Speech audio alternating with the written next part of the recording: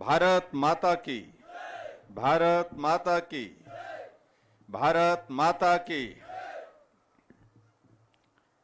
आज झंडूता विधानसभा क्षेत्र के इस कार्यक्रम में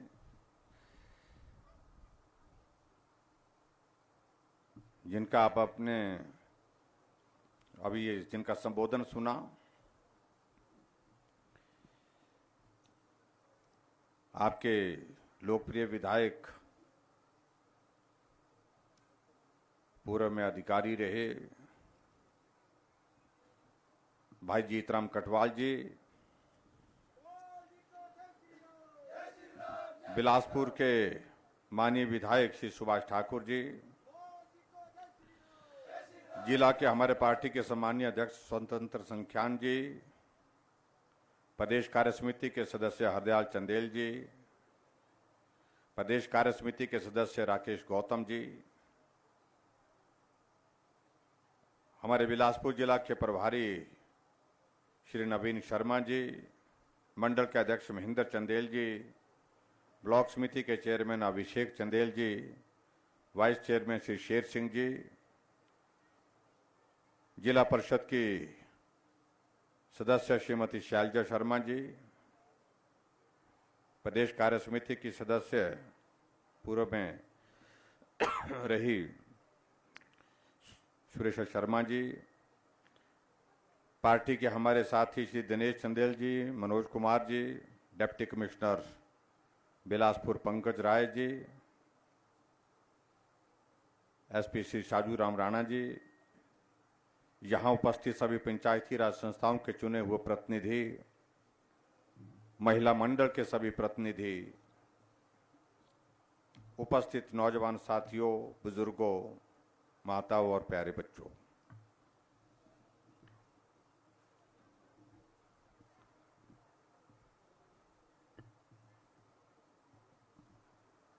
आज झंडूता विधानसभा क्षेत्र में एक बार फिर से आप सबके बीच में आने का अवसर प्राप्त हुआ है और मैं इस बात को देख रहा हूं कि ये कार्यक्रम भरपूर ऐसे वक्त रखा गया है जब गर्मी जो है वो प्रचंड अपने दौर में होती है।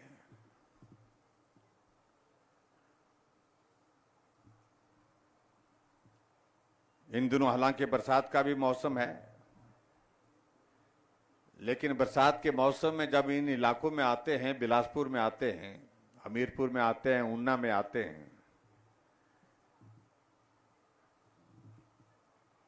अगर बारिश नहीं होती है तो गर्मी का प्रकोप इतना भयंकर होता है, इतना भयंकर होता है जिसकी आप कल्पना नहीं कर सकते। और यहां मैं देख रहा हूं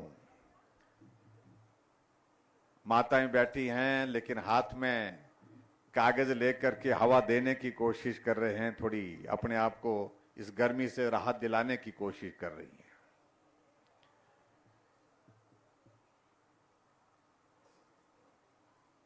मैं लंबी बात नहीं कहूंगा, मैं विधायक महोदय जी को कह भी रहा था,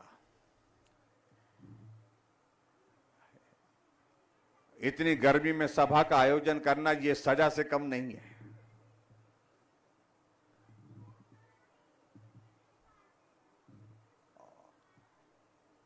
और इसके लिए दोषी अगर है तो विधायक महोदय हैं।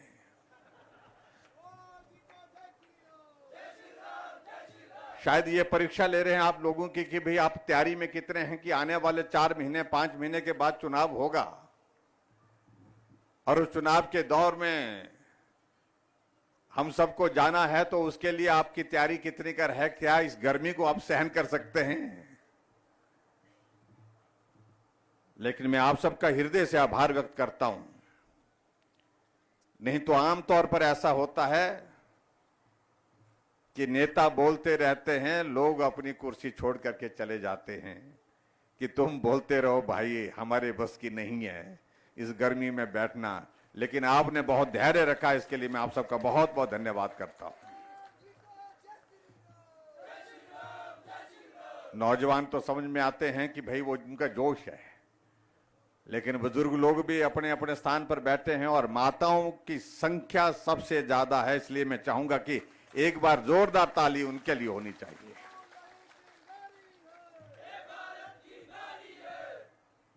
आज आपके इस विधानसभा क्षेत्र में आकर के 11 उद्घाटन और 7 शिलान्यास, कुल मिलाकर के 18 उद्घाटन और शिलान्यास के कार्यक्रम हमको करने का सौभाग्य प्राप्त हुआ और लगभग 95 करोड़ रुपए के उद्घाटन और शिलान्यास के कार्यक्रम आपके इस विधानसभा क्षेत्र में एक दिन हुए। अगर मैं एक एक योजना का जिक्र करने की कोशिश करूंगा तो समय ज्यादा लगेगा और मैं इस गर्मी में जिस प्रकार से आप सारी परिस्थिति का सामना कर रहे हैं उसमें आप मुझे भी फिर कोसें, इस बात के लिए मैं गुंजाइश नहीं देना चाह रहा हूं, इसलिए मैं उन सारी स्कीमों का जिक्र नहीं करना चाहूंगा। लेकिन मैं इतना जरूर कहना चाहूंगा कि 18 योजनाएं जिनका शिलान्यास और उद्घाटन यहां पर हुआ, जिस पर 95 करोड़ के लगभग खर्च हम कर रहे हैं और किया है, उसके लिए आप सबको बहुत बहुत बधाई, बहुत बहुत शुभकामनाएं। कई लोग इस बात को लेकर के कहने की कोशिश करते हैं।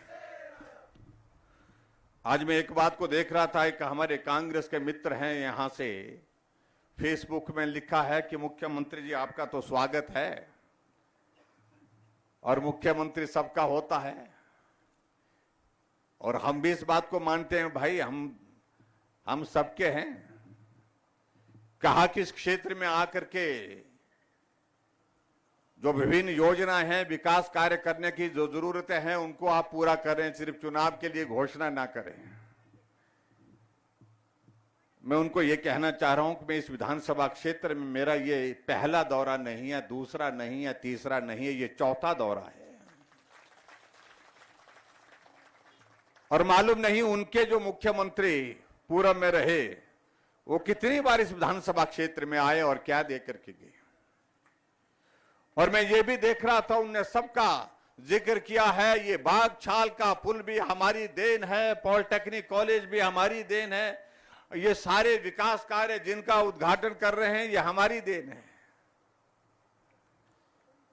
मैं एक बात यहां कटवाल जी ने कहा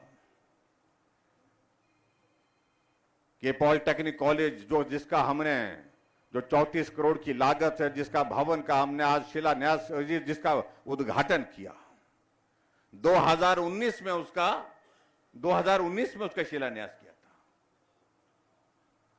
और आज वो भवन बन करके तैयार हुआ और 2022 में अगर वो भवन बन करके तैयार हुआ, उसमें से बजट की अगर आप तफसील निकालें, डिटेल निकालें कि कौन से कार्यकाल में उस भवन के निर्माण के लिए पैसा दिया गया था। कहना आसान होता है, लेकिन मैं बधाई देना चाहता हूं आपके विधायक महोदय जी को। जस्ट पॉलिटेक्निक कॉलेज जो कि हमीरपुर में चला करता था, यहां पर 2019 में इसकी शुरुआत की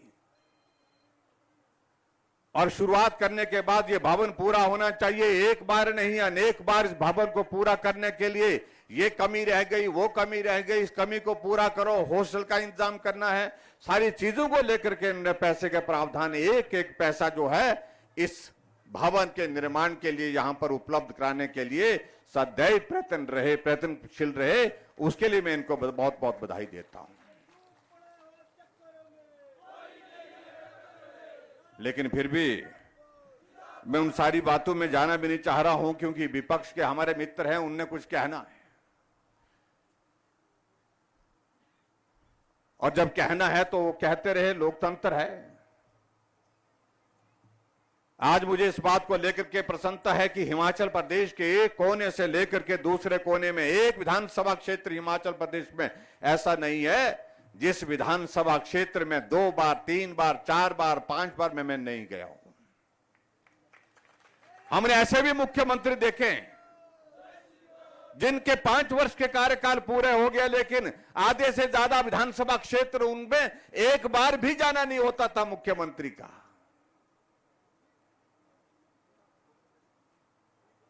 यह भी स्थिति रही है, लेकिन उसके बावजूद इस विधानसभा क्षेत्र में जहां विकास को गति देने की बात आती है, जहां विधायक हमारी पार्टी का भी नहीं है, उस विधानसभा क्षेत्र में भी हमने विकास को कभी रुकने नहीं दिया। चाहे कोविड का संकट रहा, कोरोना का इतना बड़ा संकट रहा, लेकिन सतत विकास को गति देने के लिए कोशिश हमने हमेशा की है। आज अगर मैं हिमाचल प्रदेश में सभी विधानसभा क्षेत्र में जहां भी जाना हो रहा है, जहां भी जाना हो रहा है, अगर उद्घाटन और शिलान्यास के वहां पर कार्यक्रम होते हैं, 200 करोड़ के, 300 करोड़ रुपए के होते हैं, उसकी वजह यह है कि जमीनी स्तर पर वहां पर काम शुरू हुआ है। जहां पुल का निर्माण होना था वहां पर पुल का निर्माण किया गया, जहां भवन का निर्माण होना था स्कूल के, वहां स्कूल के भवन का निर्माण किया गया, जहां हॉस्पिटल के भवन का निर्माण होना था वहां हॉस्पिटल के भवन का निर्माण किया, जहां कॉलेज के भवन का निर्माण होना था वहां पर कॉलेज के भवन का निर्माण किया है। और आज मुझे इस बात की भी खुशी है कि आपका बागछाल का पुल का काम चला है और आने वाले समय में मैं उम्मीद करता हूं कि वो बागछाल का पुल भी बहुत जल्दी बन करके तैयार हो जाएगा। और जैसे विधायक महोदय जी कह रहे थे, अगर वो पुल बनता है तो लगभग जो है आपको आने जाने के लिए एक बहुत बड़ी सुविधा उसके माध्यम से होगी। और ये बागछाल का पुल बहुत जल्दी हम पूरा करने की स्थिति में हो पा रहे हैं। ऐसा मेरा प्रयत्न है कि कोशिश कर रहे हैं कि ये जल्दी बन करके तैयार होकर के आप लोगों की सेवा के लिए यहां पर समर्पित कर दिया जाए।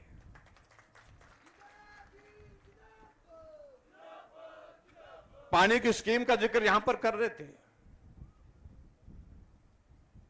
और मैं शायद मेरे को लगता है वो भी हमारी एक कोटाधार की हमारी पानी की स्कीम जो है वो बन करके तैयार होने वाली है। लगभग 10-15% काम उसका बचता है और सितंबर के महीने तक हमारा टारगेट है, लक्ष्य है कि उसको हम बना करके पूरा कर लें।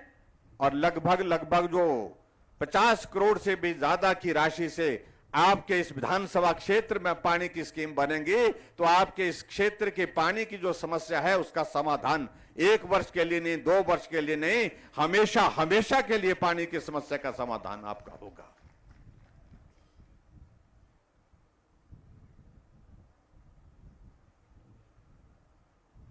आजकल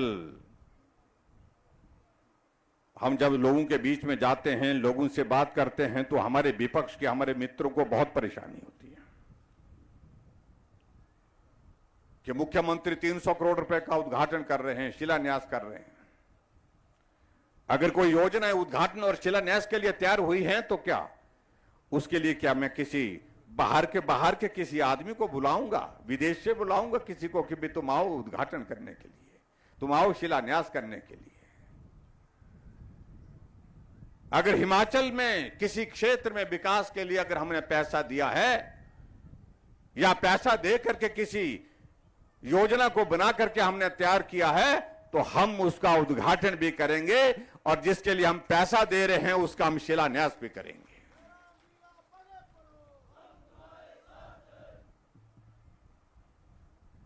मैंने कभी भी ऐसी बौखलाहट नहीं देखी जो वर्तमान में हमारे कांग्रेस के नेताओं में। जब कुछ नहीं चलता है, जब लोग नहीं सुन रहे हैं, लोग नहीं मान रहे हैं उनकी बात को, तो जोर जोर से चिल्लाना शुरू कर देते हैं, चीख चीख करके बोलना शुरू कर देते हैं। और मैं उनको इतना ही कहना चाहता हूं, जितना ऊंचे बोलते जिन जिन लोगों को देखा हमने वो वापिस लौट करके विधानसभा के अंदर नहीं पहुंचे, जो इस बात का उनको मुझे लगता है कि थोड़ा संज्ञान लेना चाहिए इतिहास से भी।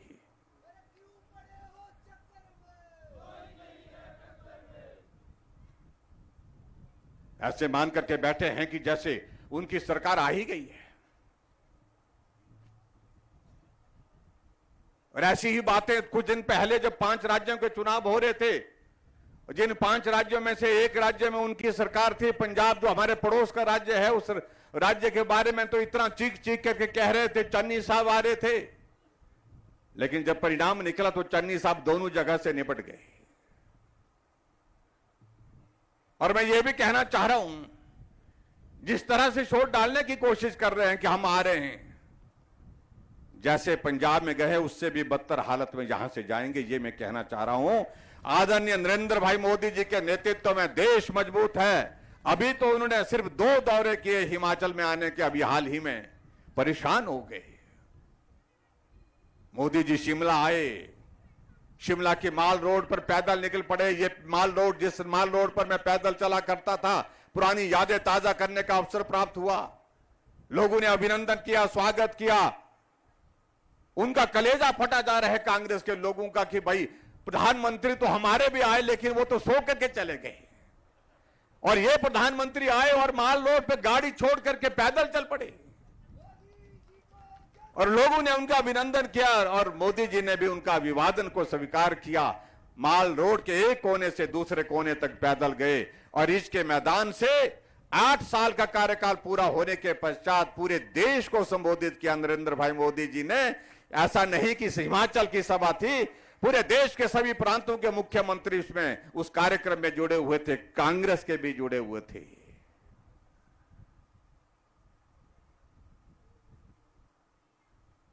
कुछ दिनों के बाद नरेंद्र मोदी जी का फिर से आना हो गया धर्मशाला। कांग्रेस के लोग फिर परेशान हो गए, फिर आ रहे हैं मुख्यमंत्री। हमने कहा आ रहे हैं, बोलते रुकेंगे भी। मैंने कहा हाँ रुकेंगे भी, रात को रुकेंगे। मैंने कहा आपको कोई परेशानी नहीं? नहीं बोलते मैं तो ऐसे पूछ रहा था। अरे काहे को पूछ रहे हो?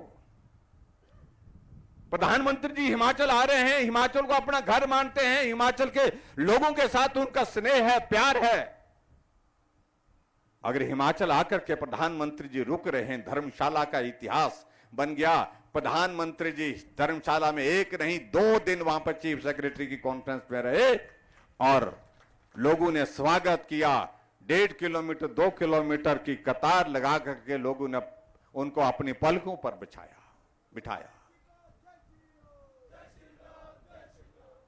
और मुझे नहीं मालूम आज से पहले कोई प्रधानमंत्री धर्मशाला आए हों और वहां पर रुके हों, लेकिन हमें गर्व की बात है कि हमारे प्रधानमंत्री नरेंद्र मोदी जी, जो विश्व के सबसे लोकप्रिय नेता हैं, विश्व के सबसे मजबूत नेता हैं, वो हिमाचल आए, धर्मशाला आए और रात को भी ठहरे। 2 दिन वहां पर रुक करके जो है उस कॉन्फ्रेंस का हिस्सा बने।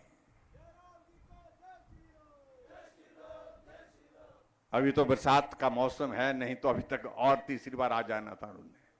अभी हमने ही कहा कि थोड़ा बरसात कम होने देते हैं, उसके बाद फिर आइए। और मैं आपके बीच में ये जरूर कहना चाहूंगा, आएंगे प्रधानमंत्री जी, बहुत जल्दी आएंगे, चंबा जाएंगे। आपके बिलासपुर में एम्स का भवन बन करके तैयार हो रहा है और लगभग तैयार हो गया है, और इसी महीने के अंत में या अगस्त के महीने में प्रधानमंत्री जी एम्स का उद्घाटन करने के लिए बिलासपुर भी आएंगे। ये भी मैं कहना चाह रहा हूं, और कांग्रेस के हमारे मित्र सुन लें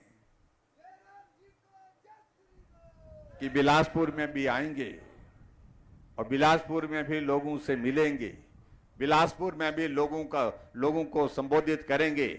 और साथ में हमारी पार्टी के सम्मानीय राष्ट्रीय अध्यक्ष जगत प्रकाश नड्डा जी, जिनकी देन है ये ऑल इंडिया मेडिकल इंस्टीट्यूट हमारा बिलासपुर का, वो भी साथ में आएंगे। अनुराग ठाकुर जी भी साथ आएंगे। परेशान हुए पड़े हैं।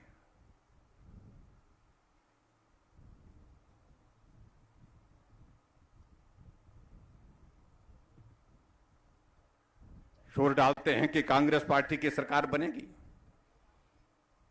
कहां बनेगी, कैसे बनेगी?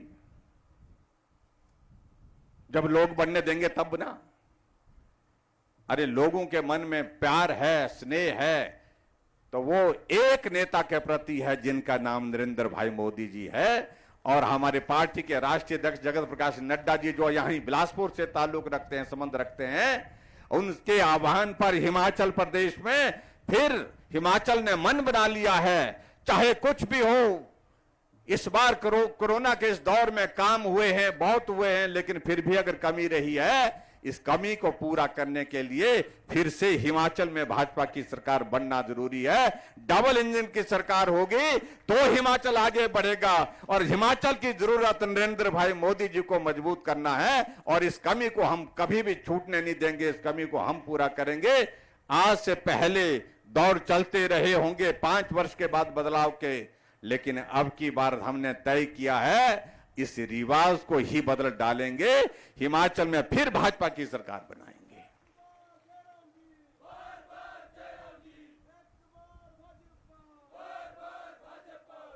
हमको दिल को अपने, उनको, हमारे मित्रों को अपने संतोष देना है तो वो देते रहें, हमें कोई आपत्ति नहीं।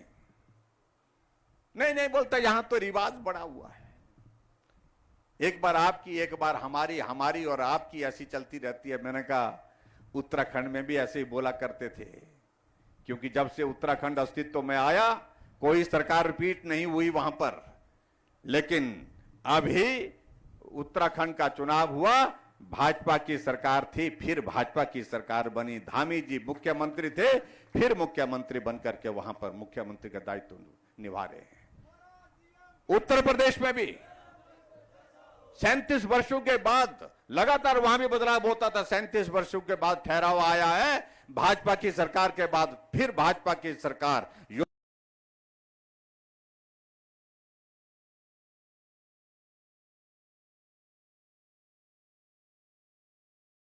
देश है।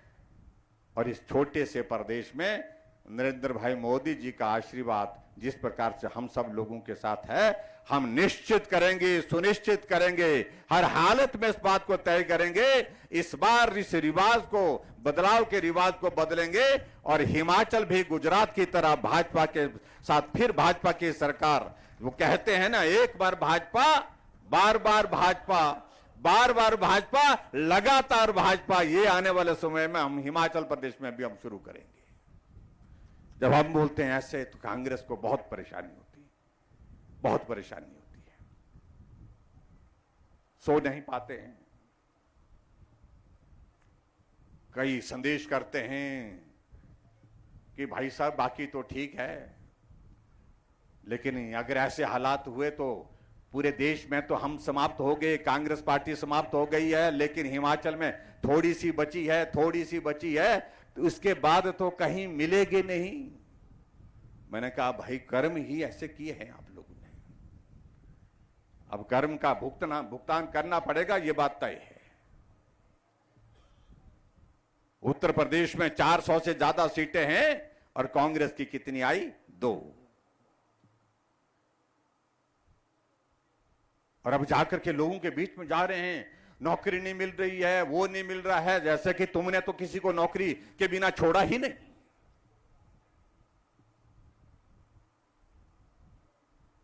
ऐसे बात करने की कोशिश कर रहे हैं कि जैसे हिमाचल प्रदेश में एक भी बेरोजगार नहीं था भाजपा की सरकार आने से पहले।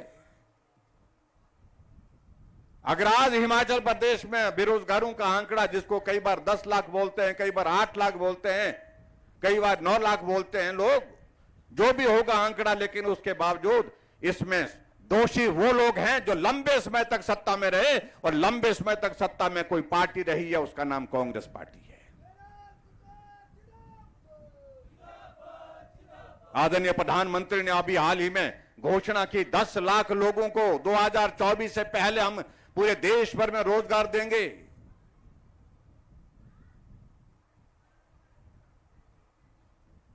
और उसी प्रकार से जितने भी बेरोजगार हैं, जिन बेरोजगारों को रोजगार नहीं दे सकते, उनको स्वावलंबन के माध्यम से उनको हम अपने पांव पर कैसे खड़ा कर सकते हैं, उसके लिए प्रयत्न करेंगे।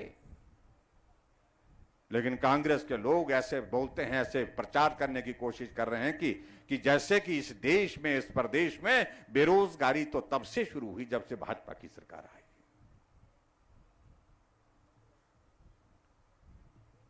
आज आदरणीय प्रधानमंत्री को, देश के प्रधानमंत्री के 8 साल हो गए नरेंद्र भाई मोदी जी को। एक घटना बता दो भ्रष्टाचार की, आप एक नेता का नाम लीजिए जिस नेता पर भ्रष्टाचार का आरोप लगा हुआ पूरे देश भर में। इसलिए नहीं लगा क्योंकि देश में परिवर्तन हुआ है, एक ईमानदार व्यक्ति जो है, एक ईमानदार नेता जो है देश का नेतृत्व कर रहा है, जिनका नाम नरेंद्र भाई मोदी है। नहीं तो दौर क्या होता था, 1,86,000 करोड़ रुपए का घोटाला, 1,76,000 करोड़ रुपए का घोटाला, ये दौर आजकल हमको देखने को मिलते, लेकिन 1 रुपए का घोटाला नहीं। ये अंतर है जिस अंतर को पूरे देश ने समझा है और यहां हिमाचल प्रदेश में हमारे विपक्ष के मित्रों को भी समझाना होगा।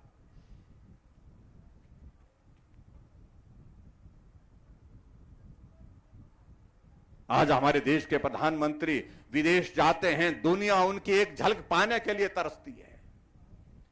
और एक वक्त कांग्रेस के राज में 10 साल तक प्रधानमंत्री रहे, विदेश जाते थे, ना जाने का पता लगता था ना आने का उनका पता लगता था, क्योंकि कोई महत्व उनको नहीं दिया जाता था। देश का महत्व अंतर्राष्ट्रीय स्तर पर बहुत निम्न स्तर पर चला गया था। यह दुर्भाग्यपूर्ण परिस्थिति है। भाई और बहनों, जहां हिमाचल प्रदेश में हम इन दिनों में देख रहे हैं इन कांग्रेस की बातों को, घोषणा कर दी कुछ नेताओं ने कि हमारी सरकार आएगी तो हम जयराम की सारी स्कीमों को बंद कर देंगे। हमने बुजुर्गों के लिए 60 साल के ऊपर बुजुर्गों के लिए पेंशन का प्रावधान किया, तो कांग्रेस सत्ता में आएगी तो कह रहे हैं कि हम जयराम की स्कीमों को बंद कर देंगे। यानी कि वो 4 लाख लोगों को पेंशन देते थे, जयराम आज 7 लाख लोगों को, बुजुर्गों को पेंशन दे रहा है हिमाचल प्रदेश में। वो 400 करोड़ खर्च करते थे हिमाचल प्रदेश में, मैं 1300 करोड़ रुपए हिमाचल प्रदेश में उन बुजुर्गों की सेवा के लिए खर्च रहा हूं, क्योंकि बुजुर्गों के बिना दुनिया अधूरी है, मैं ये कहना चाहता हूं।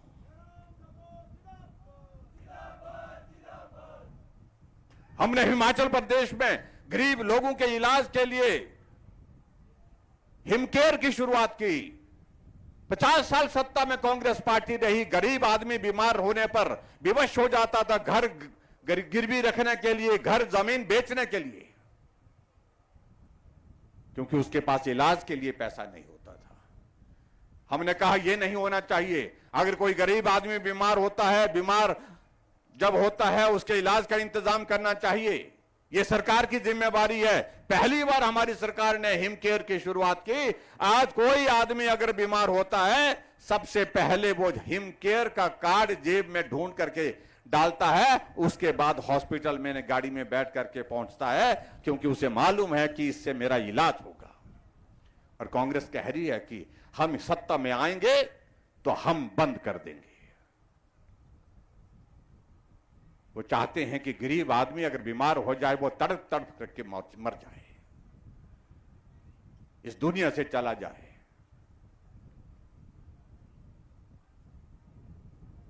हमने हर घर को गैस का चूल्हा दिया। कांग्रेस सत्ता में इतने लंबे समय तक रही,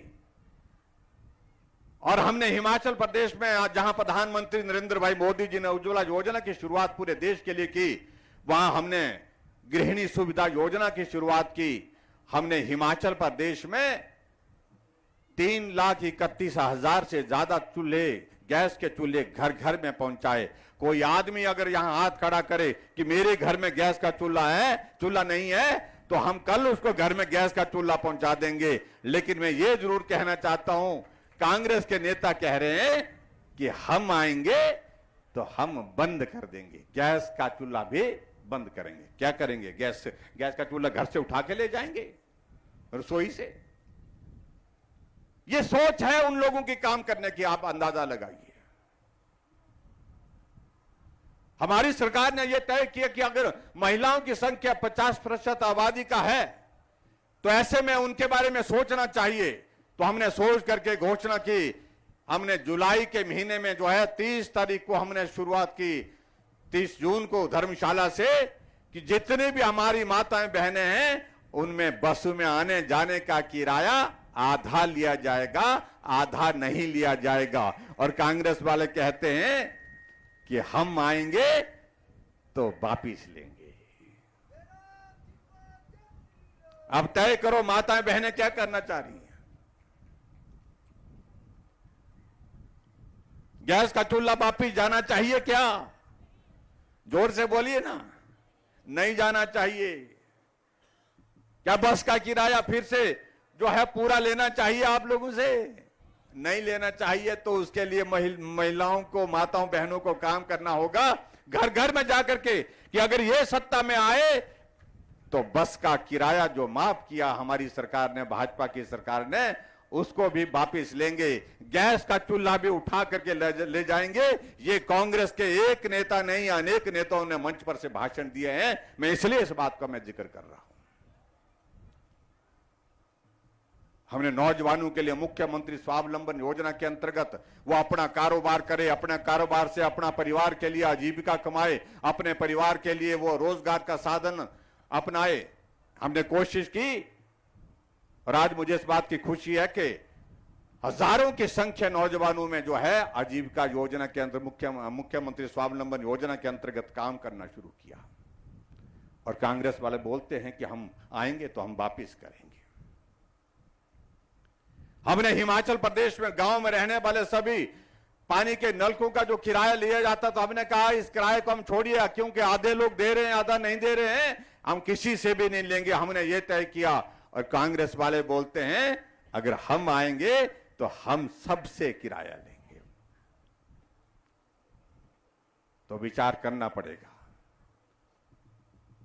हमने हिमाचल प्रदेश में यह तय किया कि जुलाई महीने के बाद जो बिजली का बिल आएगा उसमें 125 यूनिट जिस आदमी के घर में खर्च होते हैं उसको कोई बिल नहीं आएगा। उसको कितना बिल आएगा? 0 बिल आएगा। 0 बिल का मतलब मैं दावे के साथ कह सकता हूं जितने लोग यहां पर बैठे हैं, इस महीने का जब जुलाई महीने का जब बिल आएगा तो आपको कितना बिल आएगा? 0 बिल आएगा, क्योंकि 125 यूनिट हम खर्च नहीं कर पाते हैं। हां, किसी के घर में कोई मशीन लगी है, कोई उद्योग लगा है तो ज्यादा खर्च होता होगा, लेकिन घर में बिजली के लिए, इसके लिए जो हम लट्टू जलाते हैं, फैन चलाते हैं, फ्रिज चलाते हैं, उसमें 125 यूनिट से ज्यादा खर्च नहीं होता है। 15 लाख से ज्यादा परिवार जो है उसके लिए लाभान्वित होंगे। और कांग्रेस वाले बोलते हैं कि अगर हम सत्ता में आएंगे तो पूरा किराया वसूल करेंगे। तो आप देख लीजिए, इन सारी बातों का जवाब मुझे लगता कि आप सबको देना होगा। और भाषण दे रहे कांग्रेस के नेता कि हिमाचल के लोगों को मुफ्तखोर बना दिया, मुफ्त खाने की आदत डाल दी उनको। और उनको कहिए, अब आएंगे आप सबके बीच में, उनको कहिए कि आपने हमारे आत्मसम्मान को ठेस पहुंचाने की कोशिश की। आपने कहा कि हम मुफ्तखोर हैं, तो हम मुफ्तखोर ही सही। तो इसलिए आपको अब की बार सहयोग नहीं होगा, क्योंकि आपने ऐसे शब्दों का इस्तेमाल किया है जिससे हमारी आत्मा को ठेस पहुंची है, हमारी भावना को ठेस पहुंची है। इसलिए बहुत सारी चीजों को लेकर के बहुत सारी बातें हम कह सकते हैं। उन बातों को मैं इतना ही कहना चाह रहा हूं कि आओ आने वाले समय में आप तैयारी करें। और हिमाचल प्रदेश में जहां भारतीय जनता पार्टी की सरकार निश्चित रूप से बनेगी, हम चाहते हैं कि यहां इस विधानसभा क्षेत्र झंडूता से एक बार फिर से भाजपा के विधायक शिमला पहुंचे, विधानसभा में पहुंचे और विधानसभा पहुंच करके सरकार बनाने में अपना योगदान दे, सरकार चलाने में अपना योगदान दे। उसके लिए मैं आप सबके बीच में इतना ही निवेदन करना चाहूंगा कि भाई जीतराम कटवाल जी बहुत परिश्रम कर रहे हैं, मेहनत कर रहे हैं आप सबके बीच में। लगातार अधिकारी रहने के बावजूद भी लगातार दौड़े रहते हैं। रात को फोन करेंगे, सवेरे फोन करेंगे। आज यहां पर कार्यक्रम आने से पहले कल रात को शिमला थे। रात के 9:30 बजे के बाद तो शिमला से चले, क्योंकि शिमला में मुझसे मिलने आए थे कि आप आ रहे हैं। तो मैंने कहा आप क्यों आए, आप वहां पर कार्यक्रम की तैयारी करो। नहीं बोलते, मैंने कहा कि आपसे मिलकर के चलूं मैं। यानी कि आपके लिए लगातार वो मेहनत कर रहे हैं, ये मैं आपके बीच में कहना चाहता हूं। और यहां आज के इस कार्यक्रम में बहुत सारी योजनाओं का शिलान्यास उद्घाटन हुआ, उसके लिए आप सबको बहुत बहुत बधाई। कुछ और चीजों का जिक्र यहां पर किया है, उस बारे में मैं इतना ही जरूर कहना चाहूंगा कि कुछ चीजें इन्होंने और बताई हैं, कुछ और उसमें एडिशन करने की हम कोशिश करेंगे। नहीं तो हमारे कांग्रेस के मित्र यही सोचते हैं कि मुख्यमंत्री आए थे लेकिन यहां उद्घाटन और शिलान्यास करने के बाद और कुछ नहीं दिया, तो ऐसा शोर डालने की कोशिश करते हैं। और मेरा मानना है कि हर बार ये देना संभव नहीं होता है। हम तो 4 बार आए और चारों बार कुछ ना कुछ दे करके गए। और आपके इस विधानसभा क्षेत्र में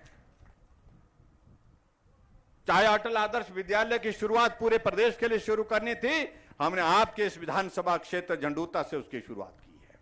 सबसे पहला अटल आदर्श विद्यालय की अगर शुरुआत हुई तो आपके इस विधानसभा क्षेत्र में हुई है, और इसलिए बहुत सारी योजनाओं को आपके इस विधानसभा क्षेत्र में हम शुरू किया है, जो आने वाले समय में पूरा होने वाली है। यहाँ कुछ बातों का जिनका जिक्र किया, उनका में से कुछ का जिक्र मैं भी कर देता हूँ, और उनको हम पूरा करने की हम कोशिश करेंगे। एक तो ये कहा गया कि साइंस क्लासेस शुरू होनी चाहिए कोसरिया में। यहाँ पर हमारा सीनियर सेकेंडरी स्कूल कोसरिया है, तो मैं आपके बीच में ये कहना चाहता हूँ, साइंस क्लास कोसरिया में और दूसरा सलवाड़ में, दो जगह बोला है उनने, दोनों जगह साइंस की क्लासेस जो है वो दोनों सीनियर सेकेंडरी स्कूल में हम शुरू करेंगे। ये मैं आपके बीच में कहना चाहता हूँ, इसको पूरा करेंगे। और एक और चीज बात कही गई भी, एक मिडिल स्कूल है डुहक, और इसको अपग्रेड करके जो है उसको हाई स्कूल बनाने की बात कही गई है। मैं मिडिल स्कूल डुहक को अपग्रेड करके इसको हाई स्कूल करने की भी यहाँ पर घोषणा करता हूँ, ताकि यहाँ के बच्चों को वहीं पर ही शिक्षा की सुविधा मिल सके, इस बात को हम सुनिश्चित कर रहे हैं। और उसके साथ एक और स्कूल है गवर्नमेंट प्राइमरी स्कूल अमरोहा, इसको इस प्राइमरी स्कूल को कहा गया इसको अपग्रेड करके इसको मिडिल स्कूल करने की बात कही गई है।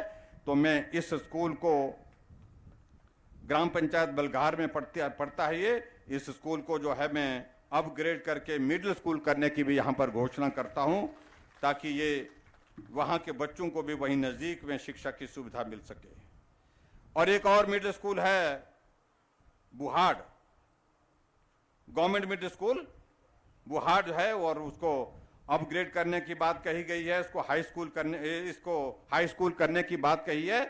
इस स्कूल को भी मैं बुहाड़ मिडिल स्कूल को भी अपग्रेड करके हाई स्कूल करने की आपके बीच में यहां पर घोषणा करता हूं।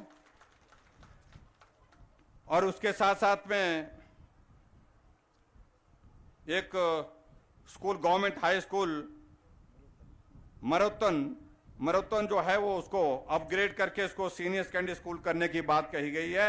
बच्चों की संख्या ठीक होनी चाहिए यहाँ पर, और अगर बच्चों की संख्या ठीक पाई जाती है तो इस स्कूल को भी मैं हाई स्कूल से अपग्रेड करके सीनियर सेकेंडरी स्कूल करने की भी यहाँ पर घोषणा करता हूँ। इसके अलावा आगे बढ़कर के एक बात और कही गई है कि पुलिस पोस्ट जो है यहाँ पर गेड़वी और कलोल, दो जगह कहा गया है कि यहाँ पर पुलिस पोस्ट होनी चाहिए। ये दोनों जगह थोड़ा कठिन इलाका है, इस इलाके की सुविधा के हिसाब से वहां पर होनी चाहिए, तो दोनों जगह पुलिस पोस्ट की भी स्वीकृति हम देंगे। ये भी मैं आपके बीच में कहना चाहता हूं, इसको भी हम करेंगे। एक पटवार सर्कल मलराव करके है, जहां मांग की है उन्होंने कि भी यहाँ पर ये पटवार सर्कल खुलना चाहिए, तो मलराव में एक नया पटवार सर्कल खोल करके देंगे, ताकि रेवेन्यू के केसेस को लेकर के कामकाज को वहां पर सुविधा लोगों को वहीं पर वहां नजदीक मिल सके। और एक और आगे बढ़ करके एक एग्रीकल्चर एक्सटेंशन ऑफिस की जो है ऑफिसर की एक ऑफिस खोलने की बात आ रही है गेढ़वी, तो गेढ़वी में एग्रीकल्चर एक्सटेंशन ऑफिसर का भी पद जो है स्वीकृत करके यहां पर खोला जाएगा। ये भी मैं आपके बीच में कहना चाहता हूं, उसको भी हम पूरा करेंगे। इसके अतिरिक्त एक यहां पर कहा गया कि जल शक्ति सब डिवीजन तलाई में खोलने की बात कही गई है, और इसके लिए क्योंकि इसकी प्रपोजल हमको मंगवानी पड़ेगी, क्योंकि इसमें सेक्शन भी, तो इसके लिए इस विभाग को, मैं जल शक्ति विभाग को मैं कह रहा हूं कि इसकी प्रपोजल जल्दी से बना करके भेजें, और जल्दी से बना करके इस प्रपोजल को हम ठीक तरह से देख लेंगे, और उसमें नॉर्म्स के मुताबिक जो रिक्वायरमेंट रहती है जिन चीजों की वो पूरी होनी चाहिए, और अगर पूरी होने के करीब होंगी तो निश्चित रूप से जल शक्ति का सब डिवीजन खोलने की भी बात जो मांग की है यहां, उसको भी पूरा करेंगे। ये भी मैं आपके बीच में कहना चाहता हूं, उसको भी पूरा करने के लिए हम आगे बढ़ के काम करेंगे। और उसके बाद एक और चीज बताई गई है, एक नई पीएससी जड्डू में खोलने के लिए बात कही है, तो ये पीएससी जड्डू की जो है इसको हम खोलेंगे, इसको भी मैं आपके बीच में कहना चाहता हूं, इसको भी पूरा करेंगे। और दूसरी दो चीजों को लेकर के ही है, एक पीएससी गेढ़वी और पीएससी कलोल, दो पीएससी कही है, इनको अपग्रेड करने की बात कही है। अगर ये नॉर्म्स को पूरा करते हैं तो इनको दोनों को पीएससी से इसका दर्जा बढ़ा करके सीएससी करने की बात को भी पूरा किया जाएगा। जो आग्रह हमारे सामने किया है ये भी मैं आपके बीच में कहना चाहता हूं, इसको भी पूरा करेंगे ये। और एक और चीज यहां पर बताई गई है, जो इलेक्ट्रिकल सब डिवीजन जो बताया यहां पर, और ये सब डिवीजन खोलने के लिए कहा है जेजवी में यहां खोलने की बात कही है, और ये शायद बैकवर्ड एरिया है शायद मेकल में, तो वहां पर उस एरिया में खोलने की बात कही है। इसको भी पूरा करेंगे और इसकी भी सारी प्रपोजल मंगवा लेंगे ताकि यहां पर इसको भी पूरा कर सके। ये भी मैं आपके बीच में कहना चाहता हूं। और एक और चीज जो यहां पर कही गई है कि सब तहसील तलाई खोलने की बात कही गई है, और मुझे जो जानकारी मिली कि यहां पटवार सर्कल में कल 7-8 पटवार सर्कल होंगे।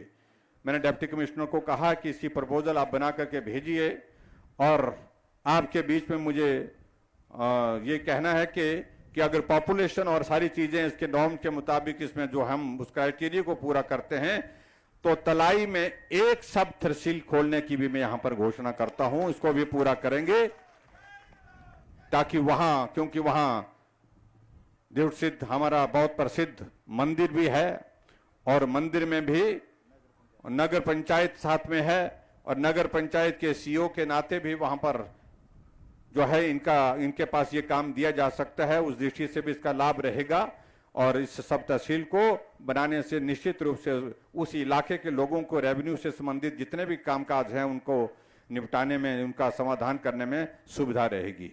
और अंत में एक बार और मैं कहना चाह रहा हूं, एक और जो कहा गया है कि बलसीना में कहा गया कि यहां पर कॉलेज खुलना चाहिए, और बात तो ये आ रही थी कि गर्ल्स कॉलेज की बात कही गई है।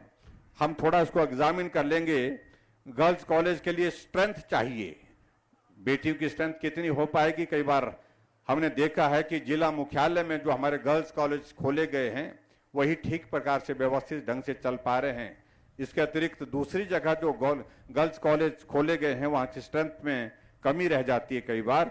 लेकिन मैं इतना जरूर कहना चाहता हूं, आपके यहां पर फिलहाल में डिग्री कॉलेज खोलने की घोषणा करता हूं, और डिग्री कॉलेज आपका बलसीना, बेटियां भी पढ़ें बेटे भी पढ़ें, इस बात को हम सुनिश्चित करेंगे।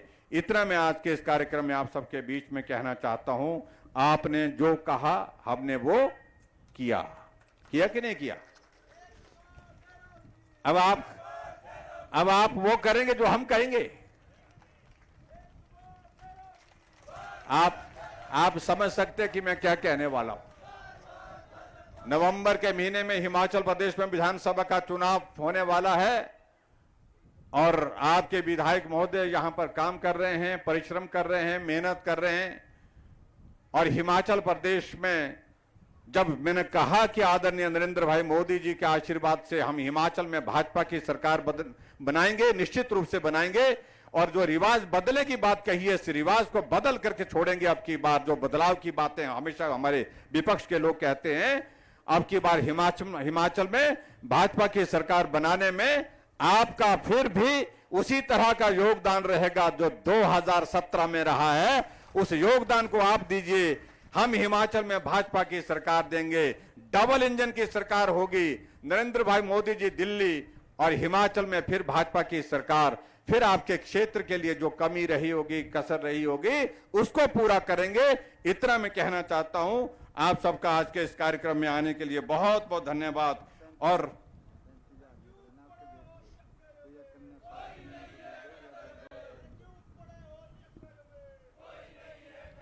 और मुझे यहां पर कहा गया कि यहां आने पर